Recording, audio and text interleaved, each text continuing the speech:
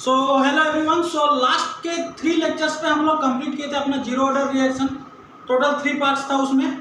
पहला पार्ट में हम लोग किए थे इसका थ्योरी पोर्शन, जीरो ऑर्डर का थ्योरी पोर्शन।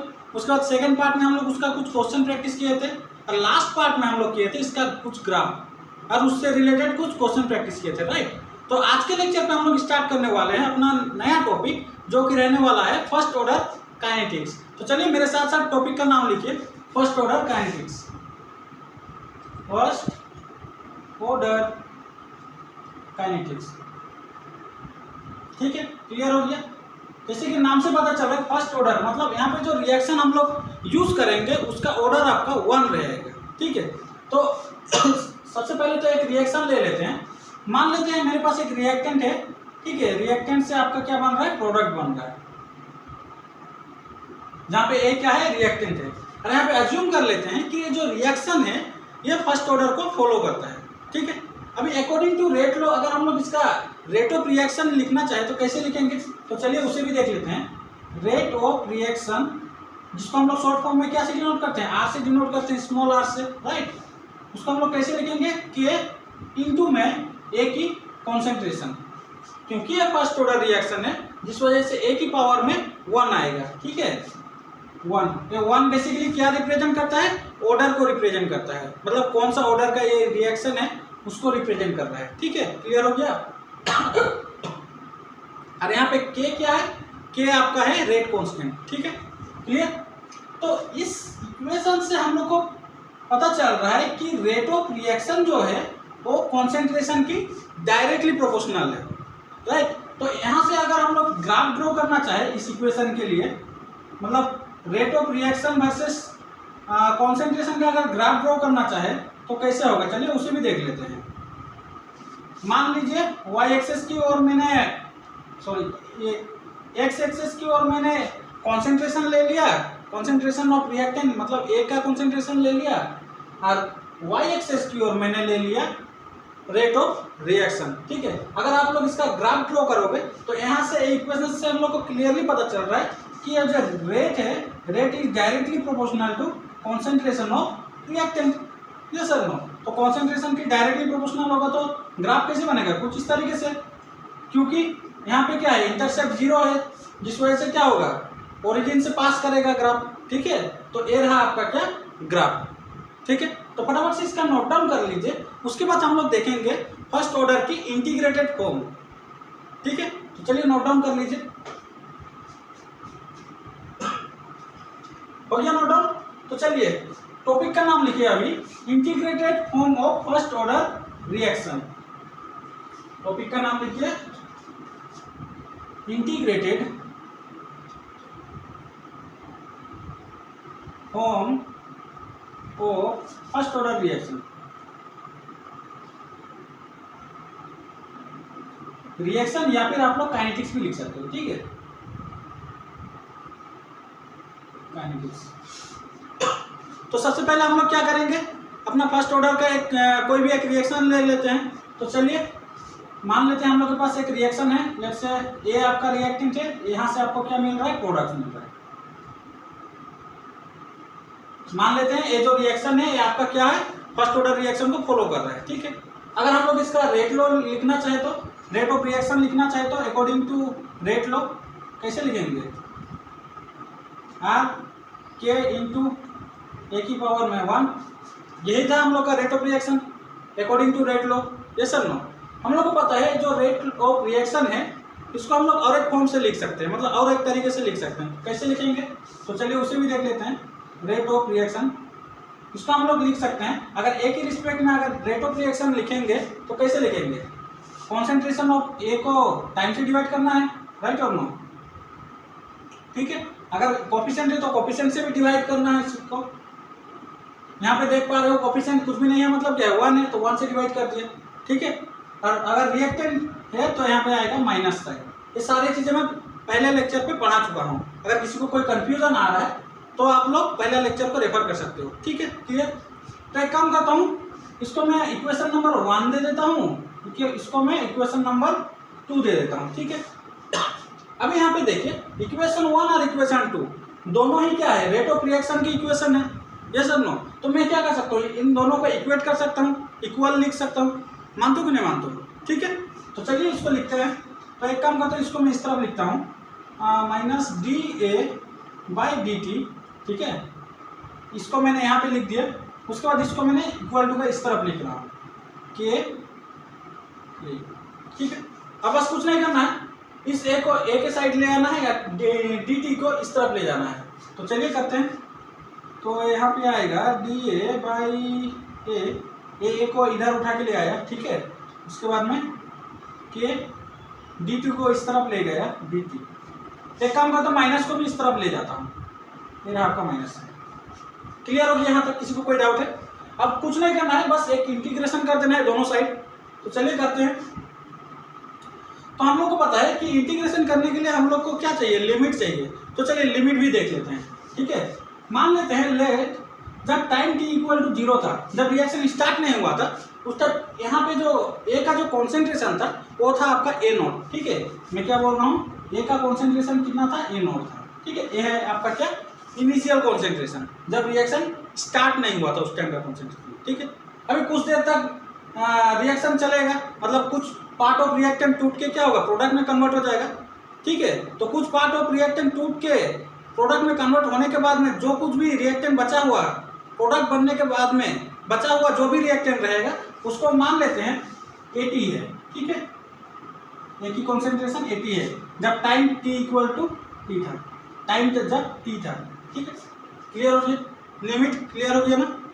मैं क्या बोला, ये आपका रिएक्शन है। ठीक है, जब टाइम टी इक्वल टू 0 था उस टाइम कॉन्सेंट्रेशन आपका क्या था, ए नॉट था। मान लेते हैं हम लोग टी टाइम तक रिएक्शन को रन किए। ठीक है, टी टाइम तक रन किए, उसके बाद बचा हुआ रिएक्टेंट का कॉन्सेंट्रेशन कितना है, 80।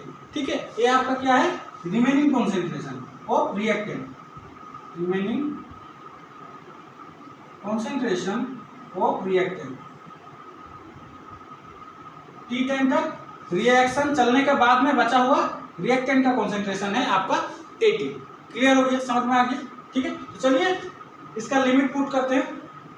ए का लिमिट कितना से कितना दिया हुआ है, ए नॉट से 80 दिया हुआ है, राइट? तो चलिए लगाते हैं अपना लिमिट, ए नॉट से 80। टाइम का यूनिट दिया हुआ है क्या, और टाइम का लिमिट दिया हुआ है क्या, 0 से टी दिया हुआ है, राइट? 0 से टी।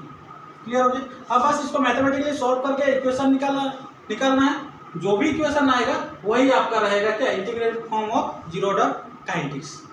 ठीक है, क्लियर? तो चलिए एक काम करते हैं, इसको सॉल्व करते हैं। इसको अगर सॉल्व करोगे तो क्या निकलेगा, इस तरफ दिख रहा है क्या, इस तरफ दिख रहा है तो इस तरफ लिखना स्टार्ट कर दूंगा, 1 सेकेंड। हाँ, दिख रहा है इस तरफ। तो एक काम करते हैं, इस तरफ लिखते हैं। ठीक है, तो इसको सॉल्व करते हैं तो कितना आएगा, लॉन ए। ठीक है, लिमिट में आपका रहेगा क्या, 80 और A naught, 80 A naught equal to का इस साइड में क्या आएगा, दोनों एक, यहाँ पे के क्या है, कांस्टेंट है, तो माइनस के तो बाहर निकल जाएगा।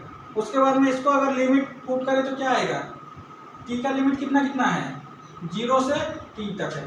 इसको फर्दर सॉल्व करते हैं तो क्या बनेगा, देखिए यहाँ पे लॉन ए टी, मैंने वैल्यू पुट कर रहा हूँ, ए का वैल्यू पुट कर रहा हूँ। ठीक है, उसके बाद आएगा लॉन ए नॉट। क्लियर हो गया? उसके बाद में माइनस के टी, यही आएगा, यस सर नो? ठीक है, और एक काम करते हैं, इसको सिंप्लीफाई करते हैं, लॉन ए टी को इस तरफ रखते हैं और लॉन ए नॉट को उस तरफ ले जाते हैं। तो चलिए करते हैं ए टी, तो एक काम करते हैं, इसको मैं उस तरफ ले जा रहा हूँ, तो ये बन जाएगा lawn A naught minus K T. तो ए बन गया आपका क्या, integrated form of first order kinetics. ठीक है, ये आपका क्या है, integrated form of first order kinetics. ठीक है, याद रखना, इसको बहुत ही ज़्यादा इंपॉर्टेंट है, इसको आपको याद रखना पड़ेगा, फर्स्ट ऑर्डर काइनेटिक्स। अगर किसी को डेरिवेशन समझ में नहीं आ रहा है तो कोई ज़रूरत नहीं है, डेरिवेशन आप लोगों के जेईई और नीट एग्जाम में पूछने वाला नहीं है। जस्ट आप लोगों को जस्ट जो मेन इक्वेशन निकल के आ रहा है यहाँ से उसको याद करना है, वहीं से आप लोगों का क्वेश्चन बन जाएगा। ठीक है, क्लियर हो गया? तो फटाफट से इसका नोट डाउन कर लीजिए। उसके बाद हम लोग इसका कैसे हम लोग इसको लॉग फॉर्म में चेंज करके इक्वेशन को मॉडिफाई कर सकते हैं उसे देखेंगे। ठीक है, तो चलिए इसको फटाफट से नोट डाउन कर लीजिए।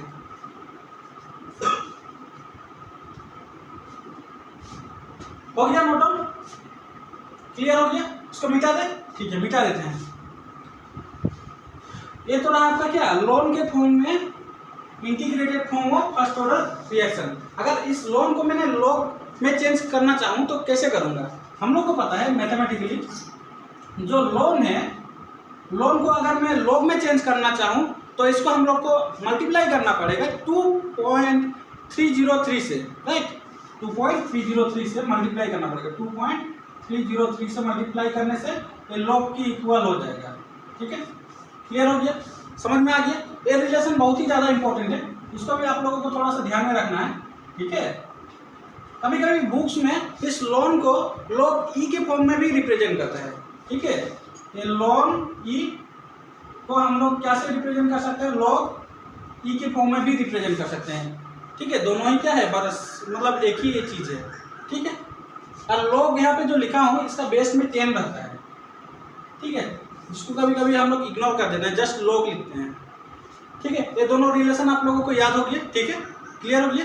तो चलिए एक काम करते हैं, इस इक्वेशन को हम लोग लॉग के फॉर्म में चेंज करते हैं।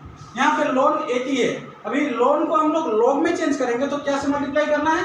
2.303 से मल्टीप्लाई करना है। मानते हो कि नहीं मानते हो? तो चलिए करते हैं। तो इसको हम लोग करते हैं, एक काम करते हैं, इस इक्वेशन को मैं लॉग के फॉर्म में चेंज कर रहा हूँ, ठीक है। तो 2.303, ठीक है, लॉग चलाएगा अभी क्योंकि इससे मल्टीप्लाई कर रहे हैं, तो यहाँ पे आ जाएगा 80, क्लियर।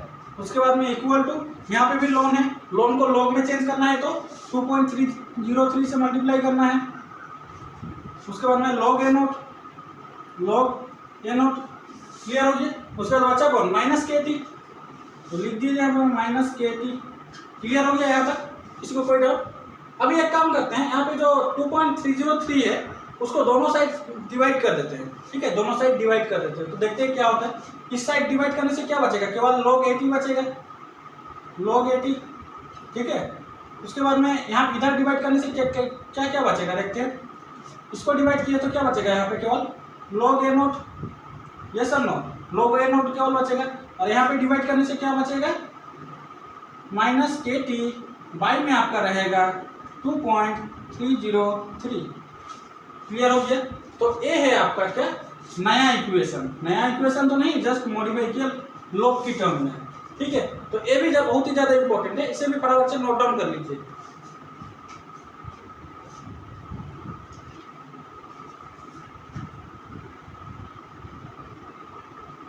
हो गया। तो चलिए एक काम करते हैं, हम लोग इस इक्वेशन का ग्राफ ड्रॉ करते हैं, log 80 वर्सेस टाइम का एक ग्राफ ड्रॉ कर लेते हैं। तो चलिए देखते हैं कैसे होगा। तो एक काम करता हूँ कि इस साइड में इसको मिटा देता हूँ। तो एक काम करता हूँ, एक्सेस ड्रॉ कर लेते हैं। ये रहा आपका क्या, एक्स एक्सेस, ये रहा आपका क्या, वाई एक्सेस। एक काम करते हैं, log 80 को वाई एक्सेस की ओर ले लेते हैं, log 80 इस तरफ ले लिए, और एक्स एक्सेस की ओर ले लेते हैं हम लोग क्या, टाइम ले लेते हैं, क्लियर हो गया, ठीक है। अभी ग्राफ ड्रॉ करने के लिए हम लोग क्या करेंगे, इस इक्वेशन को थोड़ा सा रीअरेंज करेंगे, ठीक है। तो चलिए रीअरेंज करते हैं इसको मैं क्या कर रहा हूँ, रीअरेंज कर रहा हूँ थोड़ा सा। log 80, इस बार मैंने क्या किया, इस टर्म को मैंने सामने ले आया और ए नोट को मैंने क्या किया, पीछे ले गया, ठीक है। तो माइनस के टी बाई में 2.303 प्लस log ए नोट। क्यों ऐसा किया अभी पता चलेगा। हम लोग को पता है कि ग्राफ का इक्वेशन क्या होता है, y equal to M X plus C. मानते हो कि नहीं मानते हो? y इक्वल टू क्या होता है, एम एक्स प्लस सी, जहाँ पे c क्या है, इंटरसेप्ट है, और m क्या है, स्लोप है, राइट। तो यहाँ पे अगर इस इक्वेशन से इस इक्वेशन को अगर आप लोग कंपेयर करोगे तो यहाँ पे ए नोट क्या है, ए नोट आपका इंटरसेप्ट है, यस और नो, इंटरसेप्ट है। और यहाँ पे स्लोप कौन है, के बटे 2.303 स्लोप है, राइट, माइनस के बटे 2.303 स्लोप है। मानते हो कि नहीं मानते हो? ठीक है। तो मतलब हुआ कि एक सेकंड मार्कर चेंज करने दीजिए। मेरा बोलने का मतलब यहाँ पे ये है, यहाँ पे जो के ये जो टर्म है ये आपका क्या है, स्लोप है, ठीक है। हम लोग को स्लोप पता है, इंटरसेप्ट पता है, ठीक है। तो इजीली हम लोग क्या ग्राफ डिफाइन कर सकते हैं। तो चलिए कीजिए। तो क्योंकि यहाँ पे इंटरसेप्ट क्या है, पॉजिटिव है, इस वजह से क्या होगा, वाई एक्सेस की पॉजिटिव तरफ से ग्राफ स्टार्ट होगा। मतलब मान लेते हैं यहाँ से स्टार्ट हो रहा है, ठीक है। और क्योंकि यहाँ पे स्लोप क्या है, नेगेटिव है, मतलब यहाँ पे जो ग्राफ होने वाला है वो डाउनवर्ड्स होगा, डाउनवर्ड्स ग्राफ बनेगा। अगर पॉजिटिव स्लोप होता तो क्या होता है, अपवर्ड्स ग्राफ बनता है। यस और नो, ठीक है। तो चलिए बनाते हैं। तो कुछ इस तरीके से ग्राफ देखने को मिलेगा, ठीक है। और जहाँ पे इतना पोर्शन जो है ये आपका क्या है, इंटरसेप्ट। इंटरसेप्ट यहाँ पे क्या है, log a नोट, ठीक है, log a नोट। दिख रहा है, एक सेकंड, नहीं दिख रहा है शायद ना, इस तरह लिखता हूँ, log a नोट। क्लियर हो गया। इतना पोर्शन आपका क्या है, इंटरसेप्ट है। क्लियर हो गया। और इसका स्लोप क्या होगा होने से, तो स्लोप को भी लिख लेते हैं। स्लोप इक्वल टू क्या होगा, माइनस के बाई में 2.303। क्लियर हो गया, समझ में आ गया। स्लोप का और एक तरीके से हम लोग क्या लिख सकते हैं, टेन थीटा। यस और नो, टेन थीटा। थीटा क्या है, इसका एंटी क्लॉकवाइज वाला एंगल है, ये आपका हो गया थीटा। क्लियर हो गया। यहाँ तक किसी को कोई डाउट है तो फटाफट से इसका नोट डाउन कर लीजिए। उसके बाद आगे बढ़ते हैं। हम लोग देखेंगे कि ये जो इक्वेशन हम लोग निकाले हैं, ये दो इक्वेशन, इसको हम लोग फर्दर क्या मॉडिफाई कर सकते हैं, वही चीज को हम लोग देखेंगे, ठीक है। तो चलिए फटाफट से नोट डाउन कर लीजिए।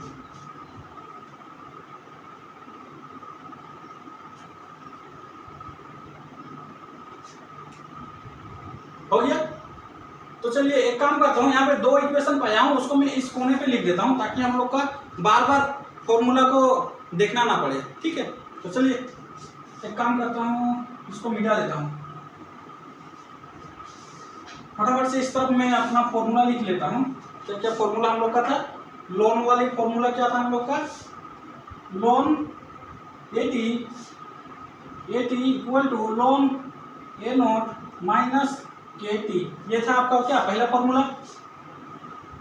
इसको हम लोग लॉग में कन्वर्ट किए थे, राइट। लॉग वाला फॉर्मूला क्या था, log A T equal to log A naught minus K T by में आपका क्या था 2.303, ठीक है। ये आपका क्या दूसरा फॉर्म था।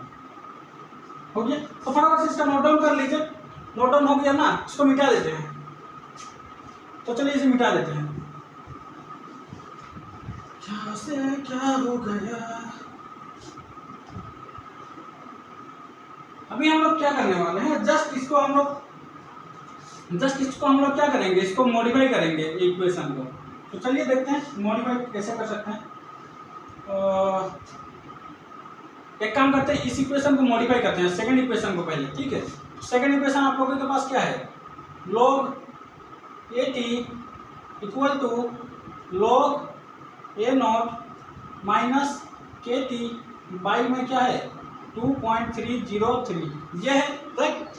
अभी हम लोग क्या करेंगे, इसको मॉडिफाई करेंगे। तो चलिए एक काम करते हैं, ए नॉट को इस तरफ ले आते हैं, ठीक है। तो चलिए ले आते हैं, काम करते हैं, एक काम करते हैं, इस पूरे टर्म को इस तरफ ले आते हैं, ए टी को इस तरफ ले जाते हैं, ठीक है। तो चलिए करते हैं।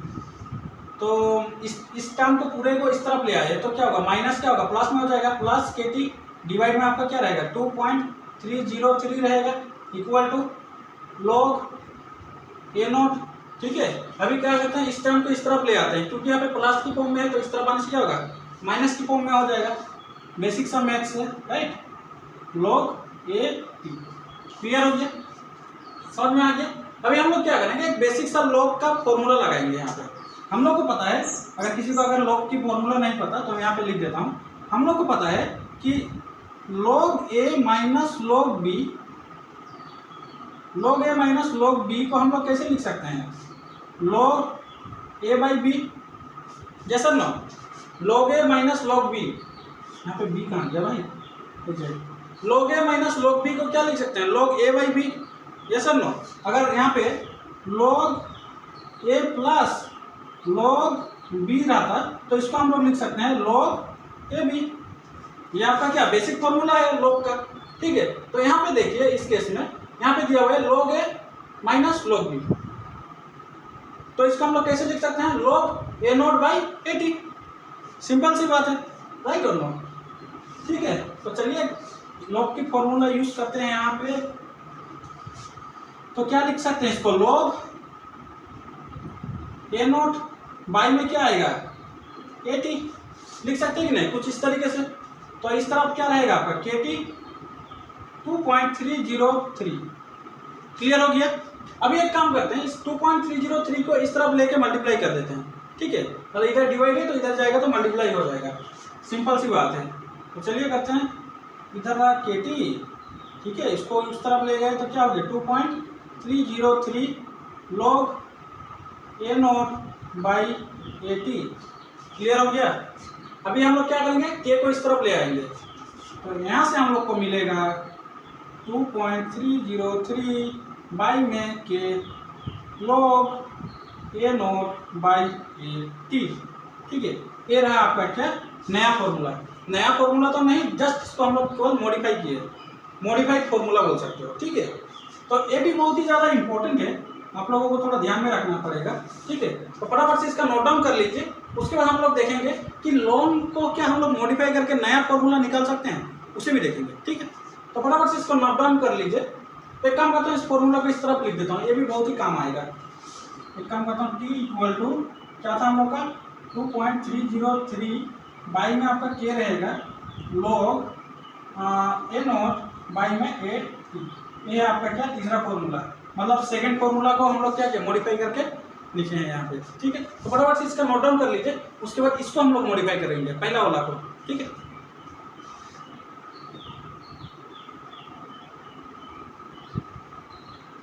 हो गया? तो चलिए मिटा देते हैं।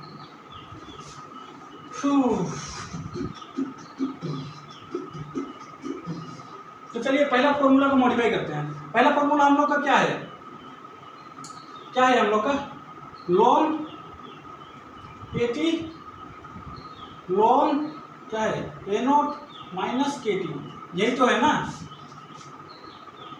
यस सर नो, यही था हम लोग का फॉर्मूला, राइट? तो एक काम करते हैं, हम लोग इस लॉन ए नोट को इस तरफ ले आते हैं। Ln 80 minus ln A naught equal to minus KT, कुछ इस तरीके से लिख सकते हैं। यस सर नो, बस वही लॉग की बेसिक फॉर्मूला यूज कीजिए। तो कैसे लिख सकते हैं इसको हम लोग, लॉन 80 बाई में क्या आएगा ए नोट। यस सर नो, यही तो था आपका क्या लॉन का बेसिक फॉर्मूला, राइट? तो इक्वल टू का इस तरफ क्या है अब KT। अब लॉन को इस तरफ ले जाएंगे, इक्वल टू का उस तरफ ले जाएंगे। तो हम लोग को पता है अगर लॉन को हम लोग इक्वल टू का उस तरफ ले जाते हैं तो ई में कन्वर्ट हो जाता है। तो चलिए लिखते हैं, तो ln A naught equal to A, ठीक है, इसको लॉन को उस तरफ ले जा रहे हैं तो क्या होगा ई में कन्वर्ट हो जाएगा माइनस KT, कुछ इस तरीके से बनेगा। यस सर नो, उसके बाद हम लोग क्या करेंगे, इसको 80 इक्वल टू ए नॉट को उस तरफ ले जाते हैं, ए नॉट ई माइनस KT। तो ए हो गया आपका क्या नया मॉडिफाइड फॉर्मूला हो गया। ठीक है, पहला फॉर्मूला से हम लोग क्या किए मॉडिफाई किए। ठीक है, ये भी बहुत ही ज़्यादा इंपॉर्टेंट है। क्लियर हो गया, समझ में आ गया? तो फटाफट से इसका नोट डाउन कर लीजिए। इसको ये जो फॉर्मूला निकल के आया इसको हम लोग बोलते हैं exponential form of first order kinetics. हाँ, exponential form of first order kinetics,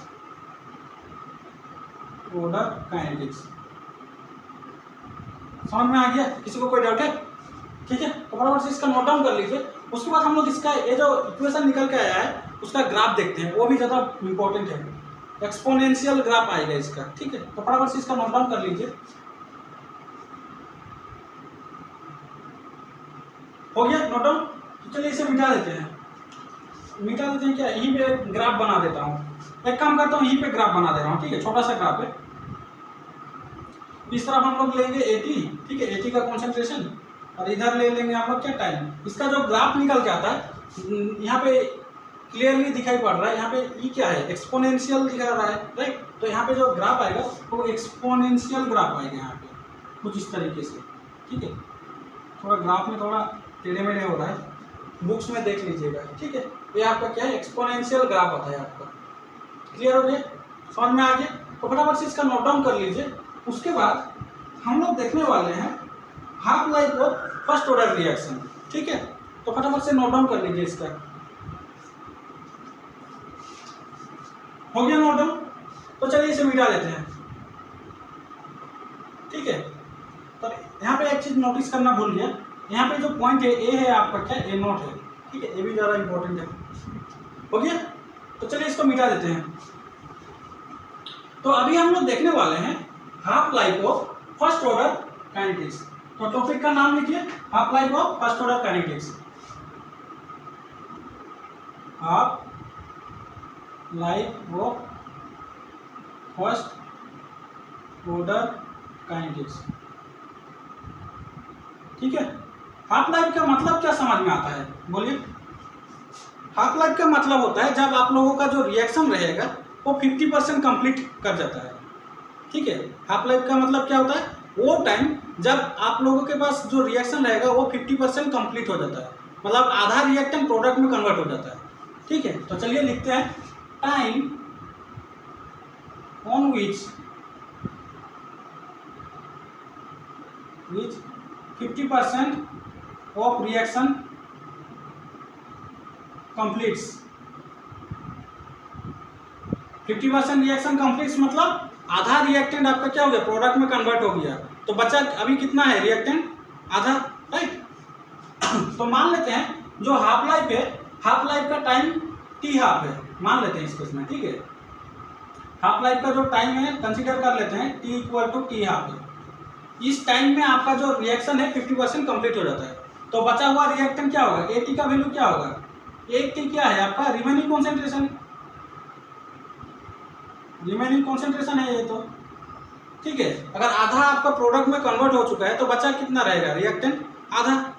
इसका मतलब A naught by two. A naught क्या है, इनिशियल कॉन्सेंट्रेशन है ना। जैसे कि यहाँ पे एक रिएक्टेंट है, लेट्स से ए से बी प्रोडक्ट बन रहा है। ठीक है, क्लियर हो गया। यहाँ पे बोला 50% कंप्लीट हो चुका है, तो मान लेते हैं टी जब टाइम इक्वल टू 0 था, इनिशियल टाइम में आपका जो कॉन्सेंट्रेशन था, इनिशियल कॉन्सेंट्रेशन वो ए नोट था। यहाँ पे आप ये बोला है कि जो टी है, टी आपका हाफ लाइफ है, हाफ लाइफ। ठीक है, टी आपका क्या है, हाफ लाइफ। उस टाइम आपका कॉन्सेंट्रेशन कितना होगा, A2 by A naught by A2, जैसा नो, क्योंकि आधा जो कॉन्सेंट्रेशन है वो क्या है, प्रोडक्ट में कन्वर्ट हो गया है, राइट और नो। ठीक है, तो इसी चीज को मैं एक्सप्लेन करने का कोशिश कर रहा था। तो यहाँ से तो हम लोग को पता चल गया कि AT का जो वैल्यू आएगा वो आपका ए नोट बाई 2 आएगा। ठीक है, अब बस यहाँ पे जो भी वैल्यू पाए हैं हम लोग उसको अपना फॉर्मूला में बैठा देंगे, तो कहाँ से इजीली हम लोग का निकल जाएगा, इस इक्वेशन से इजीली हम लोग निकाल सकते हैं टी हाफ का वैल्यू, राइट। यहाँ पे ऑलरेडी टी दिया हुआ है, तो चलिए ये इक्वेशन को यूज करते हैं। तो टी इक्वल टू क्या था हम लोगों का, 2.303 बाई में क्या है, के log A naught by A T, right. अभी जस्ट फॉर्मूला पुट कर दीजिए, यहाँ पे जो भी वैल्यू आया है उसको पुट कर दीजिए फॉर्मूला में।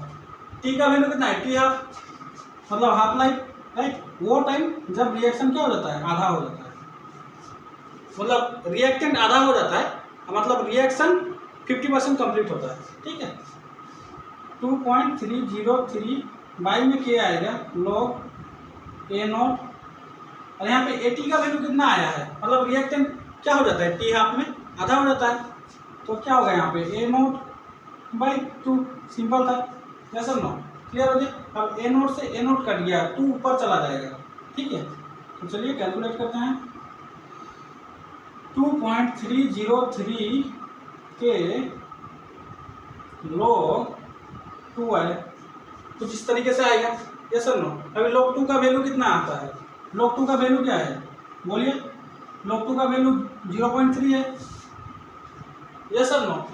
लॉग 2 का वैल्यू कितना है, 0.3। तो चलिए एक काम करता हूँ, इसे इस तरफ लिख देता हूँ। ठीक है, इस तरफ दिख रहा है, एक सेकंड कैमरा चेक करने दीजिए, या दिख रहा है। तो एक काम करता हूँ, तो टी हाफ क्या चला आएगा, टी हाफ क्या आएगा, बोलिए। 2.303 इंटू में क्या आएगा, 0.3, लॉग 2 का वैल्यू 0.3। ठीक है, क्लियर। बाई में नीचे क्या आएगा, के। अभी इसको अगर आप लोग मल्टीप्लाई करोगे तो इसका फाइनल आंसर क्या निकल जाएगा, बोलिए। इसको मल्टीप्लाई कीजिए, कितना आएगा, ये आपका आएगा 0.693। अगर इन दोनों का अगर मल्टीप्लाई करोगे तो आएगा आपका क्या 0.693, राइट। और नीचे में रहेगा आपका क्या के। ये हो गया क्या आपका हाफ लाइफ, ये हो गया क्या half life of first order kinetics. Clear हो गया, समझ में आ गया। तो यहाँ से हम लोग को एक इम्पोर्टेंट बात पता चला कि जो टी हाफ है वो कॉन्सेंट्रेशन पे डिपेंड नहीं करता है। तो चलिए उसे भी लिख लेते हैं यहाँ पे। T half first order kinetics की बात कर रहा हूँ, हाँ, first order kinetics. T half does not depend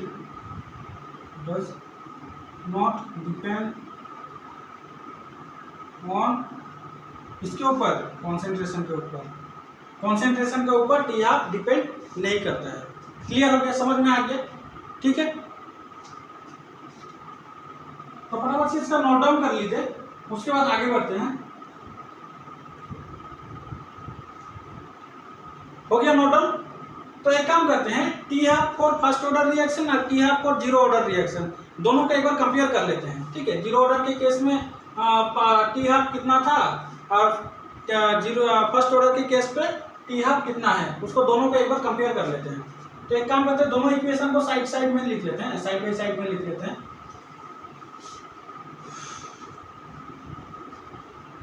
तो यहाँ पे मैं लिख रहा हूँ, ठीक है। जीरो ऑर्डर रिएक्शन के लिए हम लोग क्या देखे थे, जीरो ऑर्डर के केस पे हम लोग क्या देखे थे, टी हाफ कितना आया था हम लोगों का, टी हाफ कितना था, ए नॉट बाई 2k था, right, A not by 2k था। और फर्स्ट ऑर्डर के केस पे हम लोग जस्ट अभी क्या देखे, फर्स्ट ऑर्डर के केस पे हम लोग जस्ट अभी क्या देखे, बोलिए मेरे साथ साथ, 0.693 था, डिवाइड में आपका k था। ये इक्वेशन हम लोग पाए थे, ये सर नो, ये आपका फर्स्ट ऑर्डर का टी हाफ है और ये आपका जीरो ऑर्डर का टी हाफ है।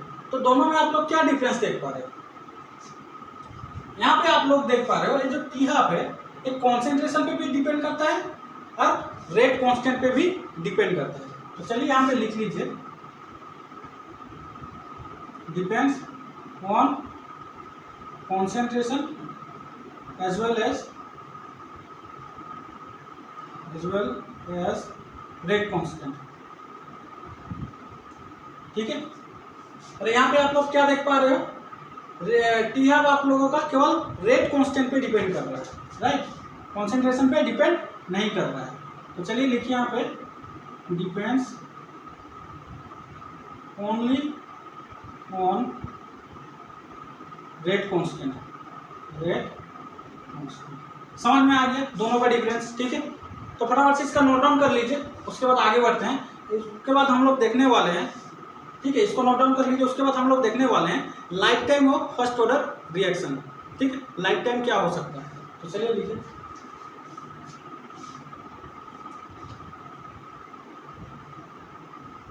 हो गया नोट डाउन। तो चलिए इसको मिटा देते हैं।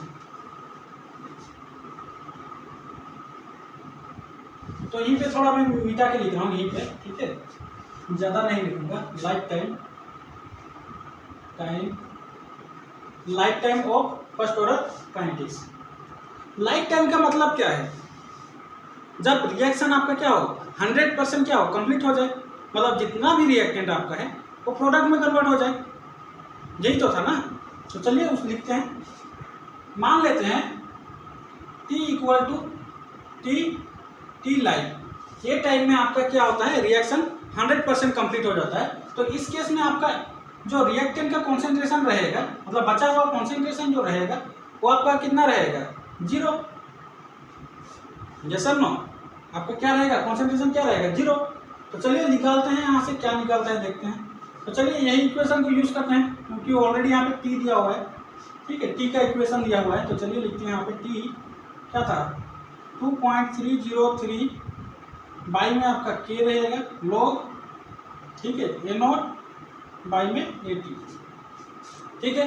अब जस्ट वैल्यू पुट कर दीजिए, तो टी लाइफ क्या आएगा, टी लाइफ, ठीक है, टी का वैल्यू पुट कर दिए, T life equal to 2.303 by में के लॉग ए नॉट। इस बार ए टी का वैल्यू कितना है, 0 है, क्योंकि जितना भी रिएक्टेंट था सारे के सारे क्या हो गया, प्रोडक्ट में कन्वर्ट हो गया। मानते हो कि नहीं मानते हो? तो चलिए यहाँ पे 0 लिख देते हैं। तो ये जो टर्म आ गया, ये टर्म आपका क्या है, इन्फिनिटी। अगर किसी भी नंबर को अगर 0 से डिवाइड करोगे तो क्या आएगा, इन्फिनिटी। ठीक है, इन्फिनिटी। तो ये तो पूरा टर्म क्या आ गया, इन्फिनिटी। अगर इन्फिनिटी को इससे गुना करोगे तो क्या आएगा, इन्फिनिटी। ऑब्वियस सी बात है। तो यहाँ से हम लोग को पता चल गया कि टी लाइफ जो है वो आपका आता है क्या, इन्फिनिटी। मतलब यहाँ से जो हम लोग को एक कंक्लूजन निकाल के आता है वो आता है कि first order reaction never completes, कभी भी कंप्लीट नहीं होता है। ठीक है, मतलब फर्स्ट ऑर्डर रिएक्शन को कंप्लीट होने के लिए इनफाइनाइट टाइम चाहिए। ठीक है, तो चलिए यहाँ से एक पॉइंट निकालते हैं। क्या पॉइंट निकल के आया, first order reaction never completes.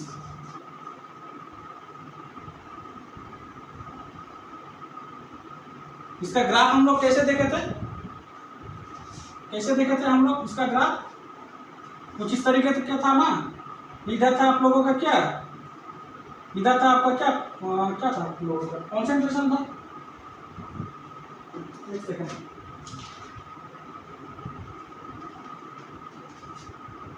इधर आपका क्या था, रेट ऑफ रिएक्शन, इधर था आपका टाइम, यस और नो। और इसका जो ग्राफ आता है कुछ इस तरीके से आता है। मतलब ये जो ग्राफ है कभी भी टी पे टच नहीं करता है। सॉरी, यहाँ पे कॉन्सेंट्रेशन आएगा, माय मिस्टेक। ठीक है, तो ये जो यहाँ पे जो है, ये जो ग्राफ कुछ इस तरीके से जाएगा। ठीक है, इस तरफ अपवर्ड नहीं जाएगा, मतलब ऐसे करके जाते रहेगा, लेकिन कभी भी एक टी को टच नहीं करेगा। ठीक है, यहाँ पे टच नहीं करेगा। क्लियर हो गया, समझ में आ गया? तो फटाफट से इसका नोट डाउन कर लीजिए, उसके बाद आगे बढ़ते हैं।